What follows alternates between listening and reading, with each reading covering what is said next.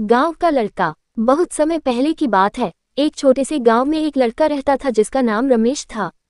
रमेश एक सीधा सादा, मेहनती और ईमानदार लड़का था।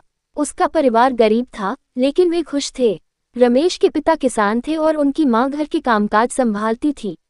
रमेश का दिन सुबह सुबह सूरज उगने से पहले ही शुरू हो जाता था। वह अपने पिता के साथ खेतों में काम करने जाता, खेत जोतता और फसल की देखभाल करता। उसे गांव के पेड़ पौधे, नदियां और खेतों से बहुत लगाव था। जब भी उसे समय मिलता, वह गांव के पास बहती नदी के किनारे बैठकर मछलियां पकड़ता या पास के जंगल में जाकर आम, जामुन और बेर तोड़कर लाता। रमेश पढ़ाई में भी अच्छा था, लेकिन स्कूल के लिए ज्यादा समय नहीं निकाल पाता था। उसके गुरुजी उसे हमेशा कहते, रमेश, तुम्हारे अंदर बहुत क्षमता है। अगर तुम ध्यान लगाकर पढ़ाई करोगे तो एक दिन बड़ा आदमी बनोगे। ये बात रमेश के दिल को छू गई। उसने ठान लिया कि चाहे कितनी भी मुश्किलें आएं, वह पढ़ाई करेगा और अपने परिवार का नाम रोशन करेगा।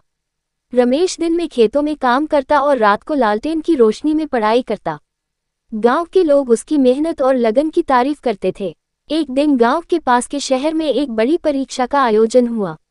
गुरुजी ने रमेश को परीक्षा देने के लिए प्रेरित किया। रमेश ने कड़ी मेहनत की और परीक्षा में पहला स्थान प्राप्त किया। उसकी सफलता की खबर पूरे गांव में फैल गई। गांव वाले गर्व से रमेश की तारीफ करने लगे। रमेश के माता पिता की आंखों में खुशी के आंसू थे। रमेश की यह सफलता उसकी कड़ी मेहनत, लगन और सपनों को सच करने की इच्छा का परिणाम थी। आखिरकार रमेश ने गांव के लोगों के लिए भी एक स्कूल खोलने का सपना देखा, ताकि गांव के बच्चों को शहर जाने की जरूरत न पड़े और वे अपने गांव में ही अच्छी शिक्षा पा सकें।